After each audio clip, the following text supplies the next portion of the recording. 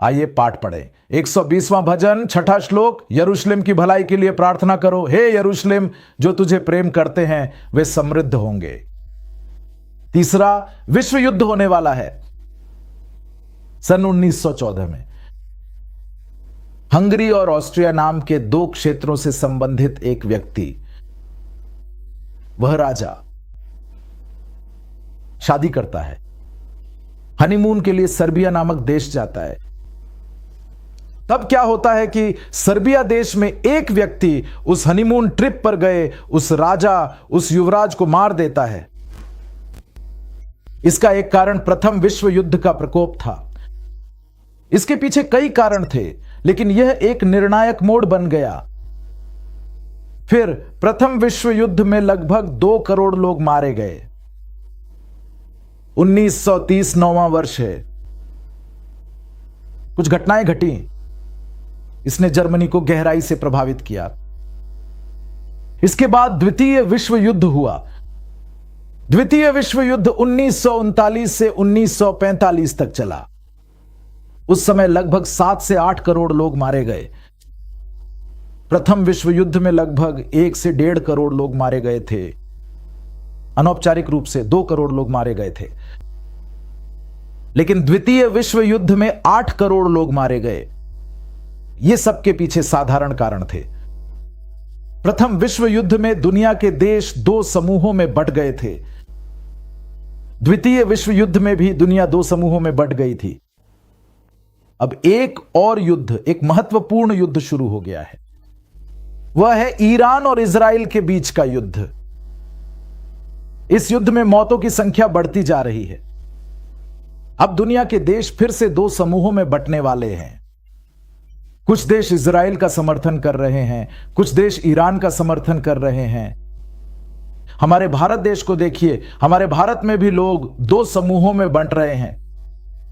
हमारे भारत में कुछ लोग ईरान का समर्थन कर रहे हैं, हमारे भारत में कुछ लोग इजराइल का समर्थन कर रहे हैं। आखिरकार आप किसका समर्थन कर रहे हैं? अब आपकी स्थिति क्या है? क्या आप इजराइल का समर्थन कर रहे हैं या फिर ईरान का समर्थन कर रहे हैं? मैं यह सवाल क्यों पूछ रहा हूं? इसका कारण यह है कि दुनिया 2 हिस्सों में, 2 समूहों में बंटकर युद्ध करने जा रही है। इस युद्ध को तीसरा विश्व युद्ध कहा जाता है। अगर तीसरा विश्व युद्ध हो गया तो सोचिए, पहले विश्व युद्ध में 1.5 करोड़ यानी 15 मिलियन लोग मरे थे। दूसरे विश्व युद्ध में 80 मिलियन लोग मरे थे। तो तीसरे विश्व युद्ध में कितने लोग मरेंगे? देखिए, अब दुनिया की आबादी 8 अरब 50 करोड़ यानी 8 अरब 500 करोड़ लोग इस धरती पर रह रहे हैं।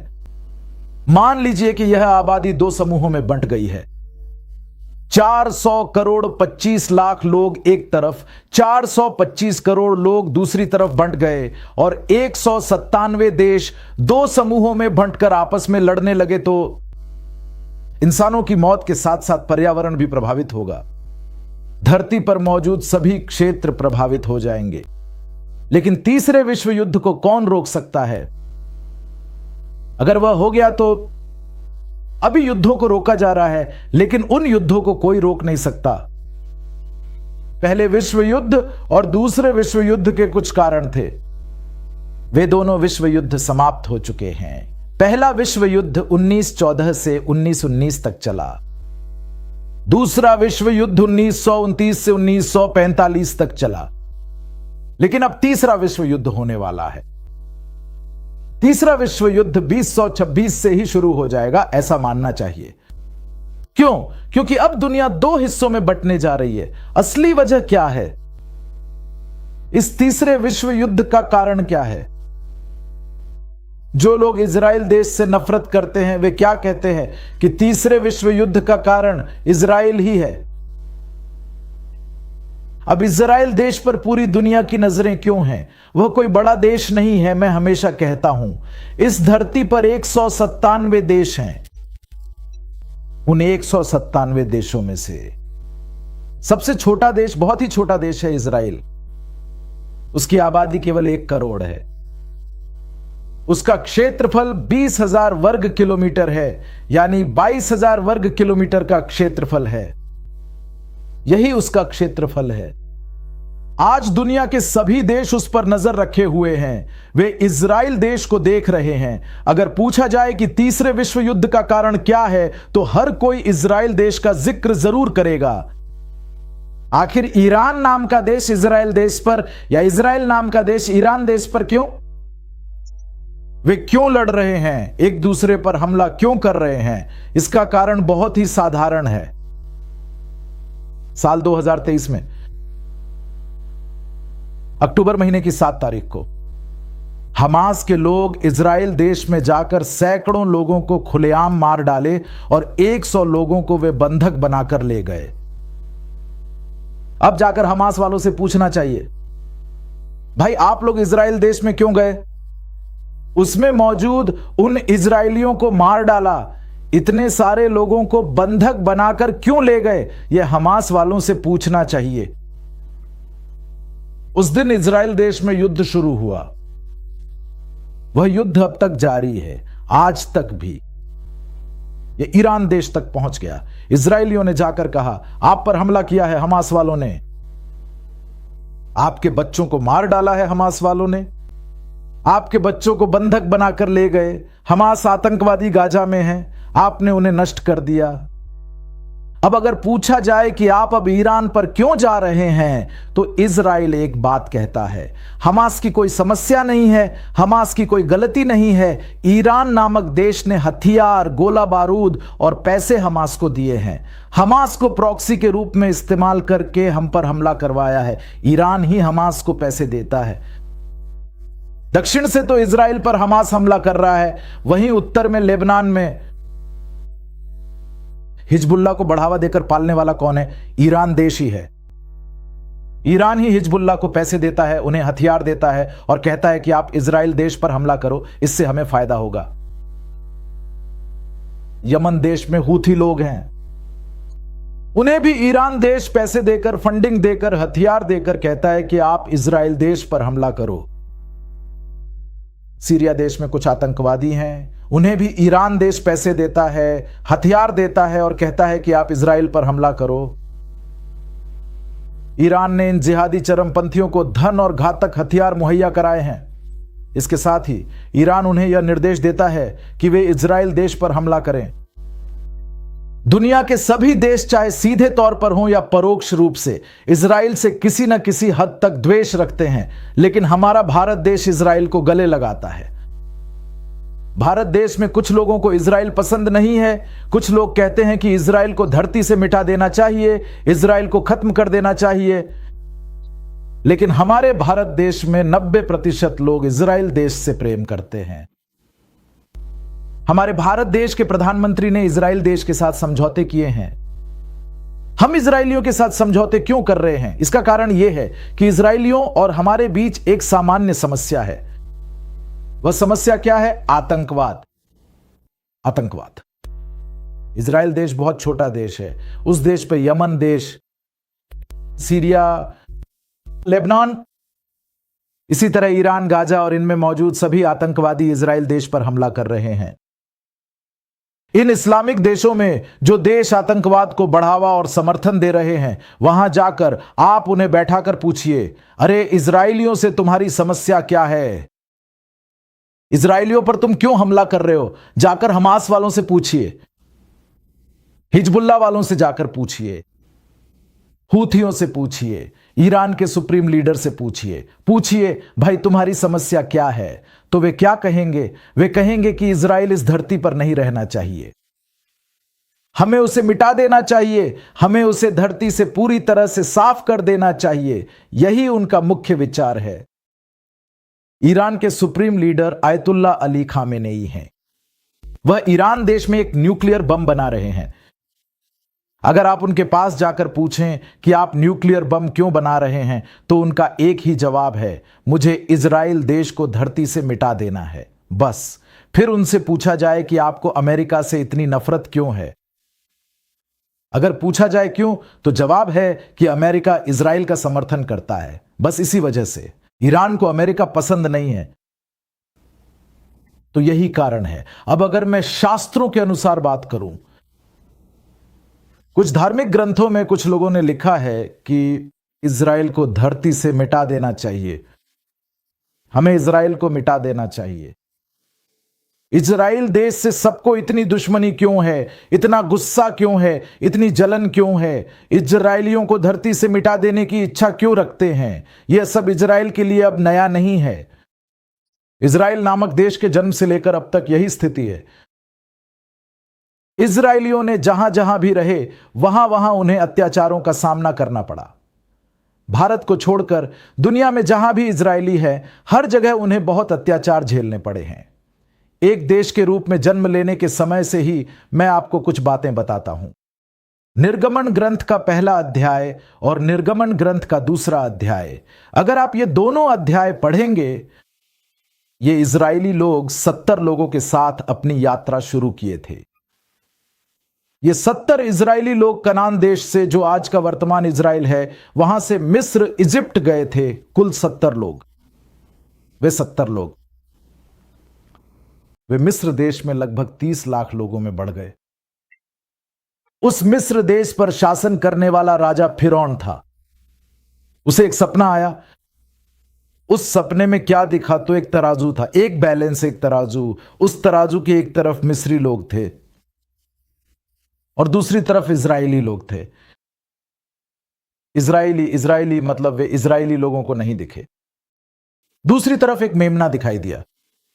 तराजू के एक तरफ मेमना दिखाई दिया, दूसरी तरफ यहां सभी मिस्री लोग हैं। अगर इस तराजू को बीच में पकड़ें तो मिस्री लोग हल्के होकर ऊपर उठ जाते हैं, जबकि मेमना बहुत भारी होकर नीचे आ जाता है।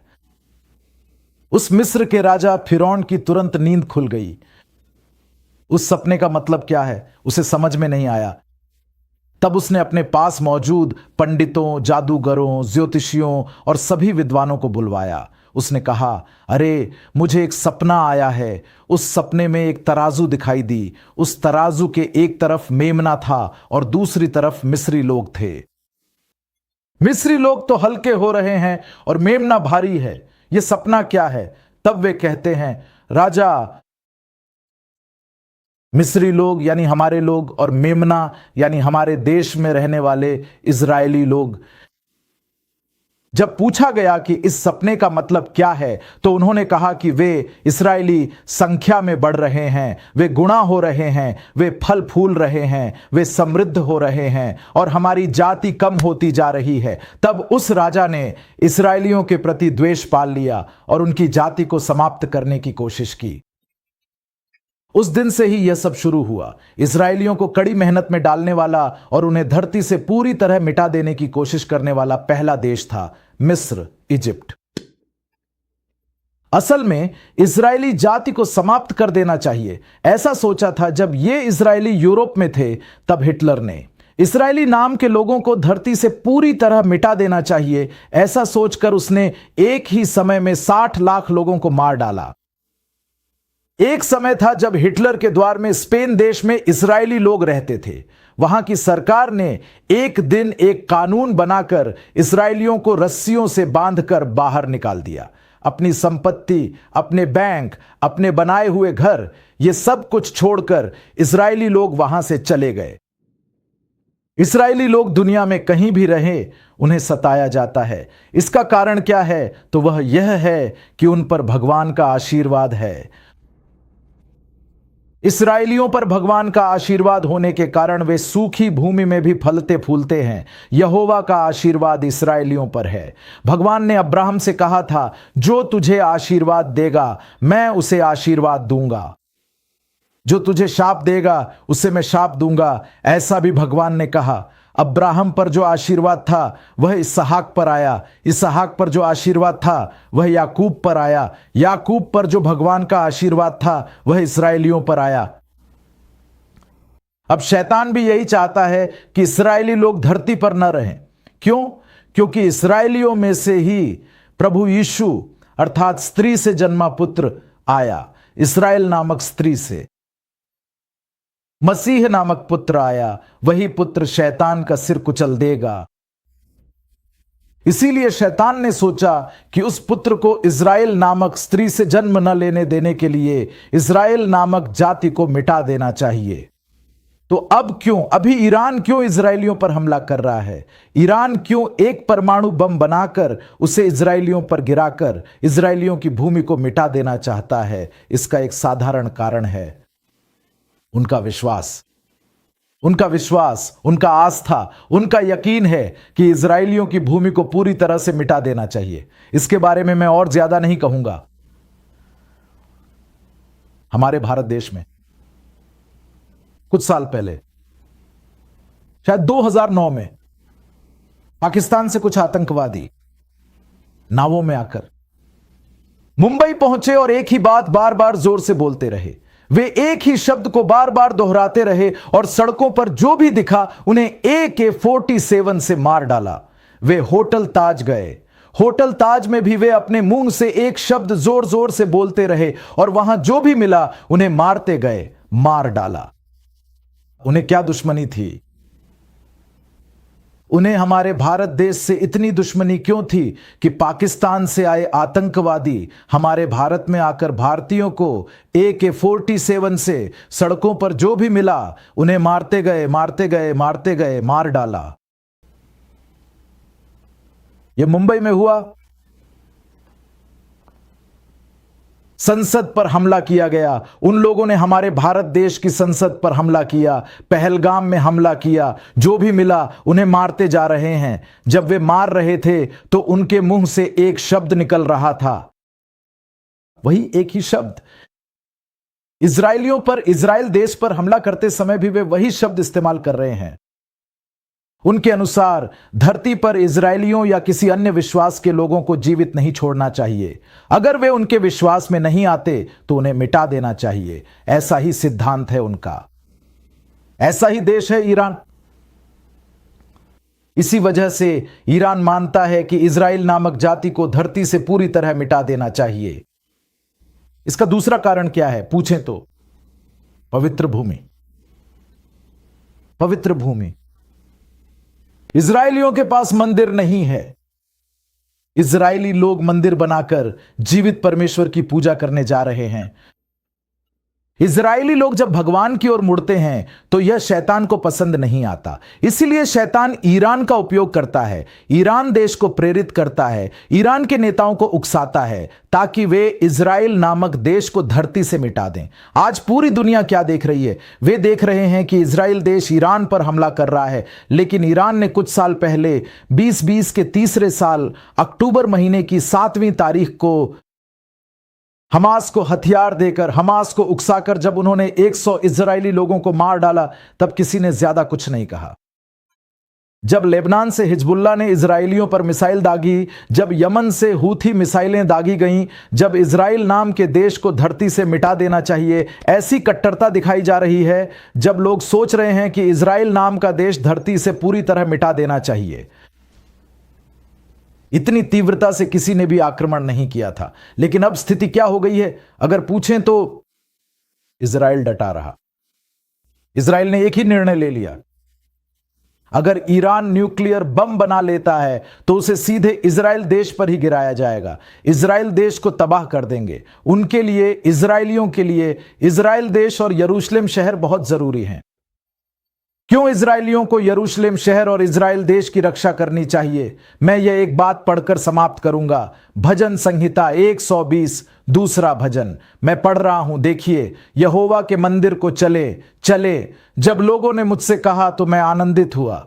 122 ऊंचाई पर पहला आता है, मैं फिर से पढ़ रहा हूं। जब लोगों ने मुझसे कहा यहोवा के मंदिर को चले तो यरूशलेम, मैं बहुत आनंदित हुआ। तेरे द्वारों के भीतर हमारे पांव खड़े हैं। हे यरूशलेम, तू एक सुंदर नगर की तरह अच्छी तरह से निर्मित है। वहां इस्राएल के गोत्र यहोवा के नाम का धन्यवाद करने के लिए यहोवा के गोत्र वहां चढ़कर जाते हैं, जैसा कि इस्राएल के लिए विधि ठहराई गई है। यह निर्धारित किया गया है इस्राएलियों को यरूशलेम नगर में परमेश्वर का मंदिर बनाकर परमेश्वर की आराधना करनी चाहिए। यह शैतान को पसंद नहीं है।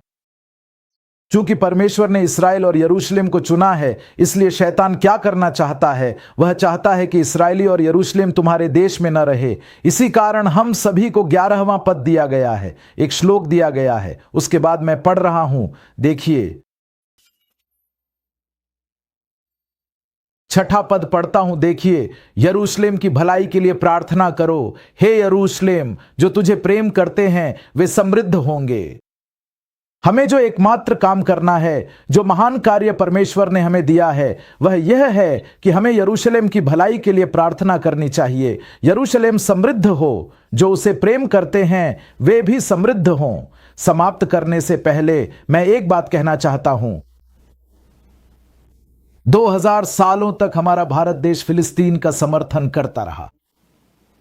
उस समय तक भारत आर्थिक रूप से बहुत समस्याओं का सामना कर रहा था। P.V. नरसिम्हा राव जी के प्रधानमंत्री बनने के बाद हमारे पहले प्रधानमंत्री जवाहरलाल नेहरू जी से लेकर जब तक P.V. नरसिम्हा राव नहीं आए थे, सभी प्रधानमंत्रियों उन्होंने इजराइल का विरोध किया और फिलिस्तीन का समर्थन किया। हमारा देश प्रतिदिन आर्थिक रूप से समृद्ध होता रहे। लेकिन P.V. नरसिम्हा राव वे पहले ऐसे प्रधानमंत्री थे, उन्होंने क्या किया तो इजराइल की ओर रुख करना शुरू किया, फिलिस्तीन की बजाय इजराइल का समर्थन किया। उस समय से हमारे देश ने आर्थिक रूप से समृद्ध होना शुरू किया। यहां वाक्य में लिखा गया है, यरूशलेम से प्रेम करने वाले समृद्ध होंगे। P.V. नरसिम्हा राव के बाद मोदी जी वे पहले प्रधानमंत्री हैं।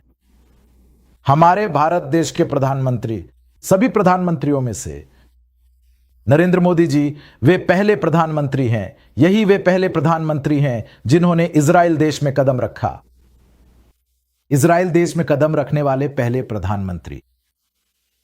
P.V. नरसिम्हा राव कांग्रेस सरकार, प्रधानमंत्री नरेंद्र मोदी जी बीजेपी सरकार, दोनों अलग अलग सरकारें हैं। कांग्रेस हां कहती है तो बीजेपी नहीं कहती है, बीजेपी नहीं कहती है तो कांग्रेस हां कहती है। लेकिन P.V. नरसिम्हा राव जी से लेकर मोदी जी तक अब वर्तमान में हमारा भारत देश इजराइल को आशीर्वाद देता है, इजराइल से प्रेम करता है।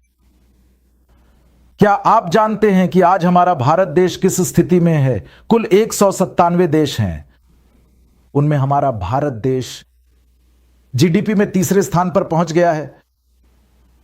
हम शीर्ष स्थान पर पहुंच गए हैं।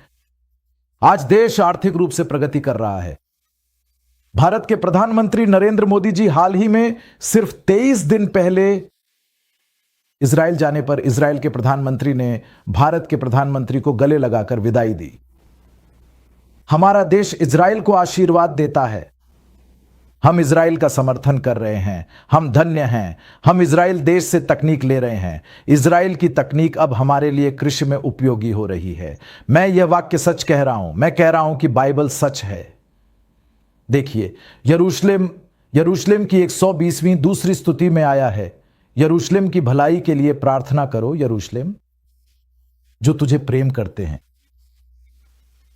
जो तुझे प्रेम करते हैं वे समृद्ध होंगे। हमारे देश के आज समृद्ध होने का कारण क्या है? अगर पूछा जाए तो बाइबल की भविष्यवाणी है, यरूशलेम जो तुझे प्रेम करते हैं वे समृद्ध होंगे। तीसरा, विश्व युद्ध आने वाला है।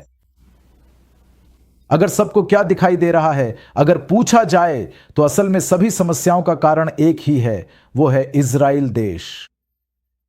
लेकिन हमें इजराइल देश के नजरिए से सोचना चाहिए। आखिर इजराइल से इतनी नफरत क्यों है? इसका एक ही कारण है, इजराइल जहां भी हो वह फलता फूलता है, तरक्की करता है।